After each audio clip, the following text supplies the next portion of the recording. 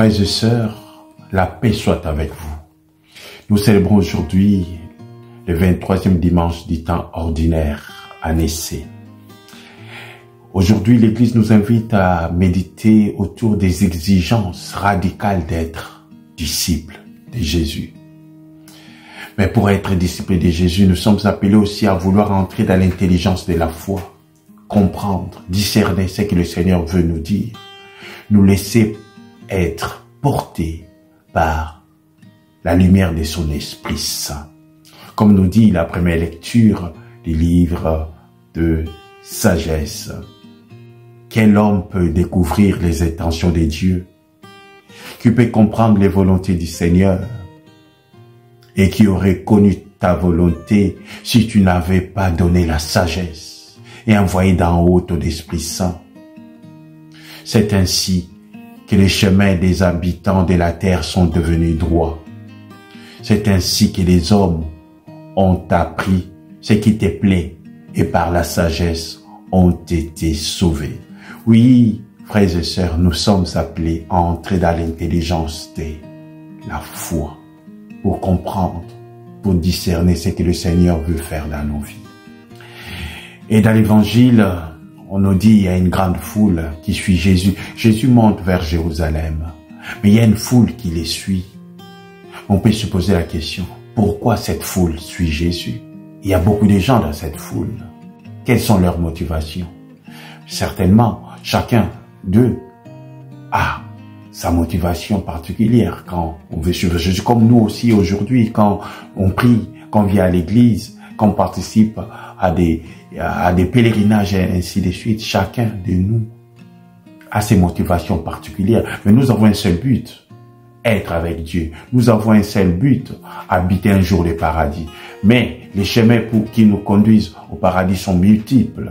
Alors chacun, par ses propres motivations, demande les choses pour vivre déjà cette manière de construire son paradis ici sur terre. Il n'y a pas de motivation plus noble que les autres, mais seulement si celles-ci sont posées dans la vérité envers nous-mêmes et envers Dieu. Et je vais essayer d'aller dans ma méditation sur à peu près 2 ou 3 points. Je dirais 4 points. Le premier point, c'est dire aimer Jésus ou préférer Jésus avant tout. Et le deuxième point, c'est reprendre sa croix. Et le troisième point, renoncer à ses biens.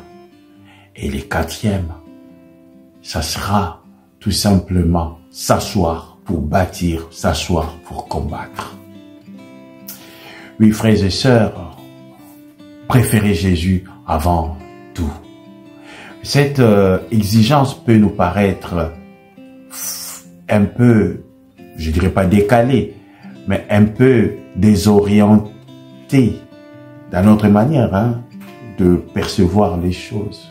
Comment le Seigneur peut nous demander à le préférer tout, avant tout, parce que dans l'évangile c'est écrit, des grandes foules faisaient route avec Jésus.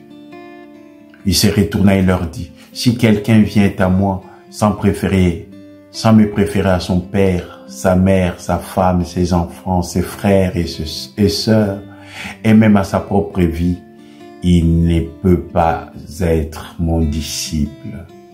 Frères et sœurs, être disciple du Christ, ce n'est pas une chose facile, ce n'est pas un chemin facile. Ça demande des choix, ça demande des décisions, ça demande parfois de faire des choses qui peuvent être à la contre de l'enthousiasme collectif. Être disciple de Christ, c'est pas seulement une joie éphémère, c'est pas seulement un enthousiasme temporaire, mais ce sont des vrais choix, comme j'ai dit tout à l'heure. Mais le Seigneur ne nous demande pas de détester ceux avec qui nous vivons. Mais il dit que la relation ou les relations que nous bâtissons, nous tissons avec les autres, même les êtres chers, ne doivent pas être des obstacles par rapport à notre vie de foi. C'est là où vient la dimension du discernement. Si les relations que j'ai deviennent des obstacles par rapport à ma relation avec Dieu, je suis appelé à les corriger. Oui, frères et sœurs, c'est une question de priorité. Prioriser Dieu et le reste viendra par surcroît. Et deuxième point, c'est prendre sa croix. Le Seigneur nous dit, celui qui ne porte pas sa croix pour marcher derrière moi ne peut pas être mon disciple. Oui, frères et sœurs, suivre Jésus, c'est comme je dis tout à l'heure, ce n'est pas toujours facile. Mais il faut tenir bon dans la persévérance et dans la fidélité. Et porter sa croix, ce n'est pas seulement porter une souffrance. Mais porter sa croix, c'est porter une fidélité, une espérance, un amour tout simplement. Car la croix, c'est aussi les lieux sublimes.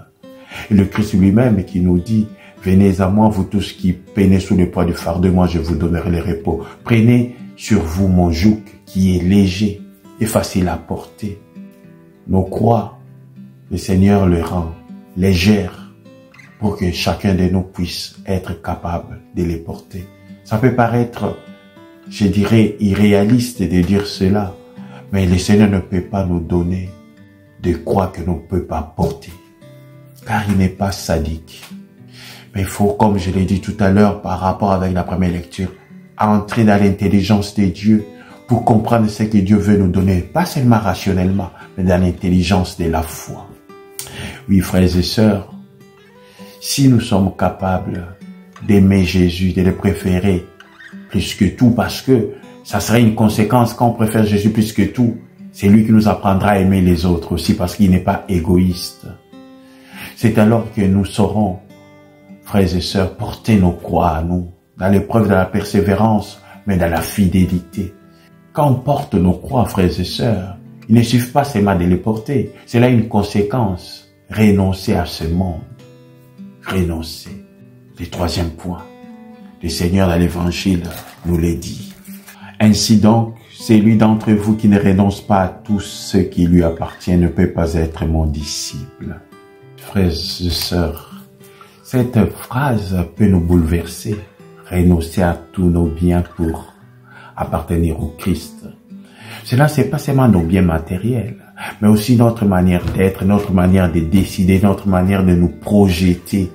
Quand nous sommes dans une certaine, je dirais, suffisance notoire, suffisance ambiante, c'est alors que nous oublions qu'il y a un plus grand que nous, capable de nous aider, de nous montrer le chemin. C'est là où on devient, je dirais, autocentré ou autocentrique, si je peux m'exprimer de la sorte.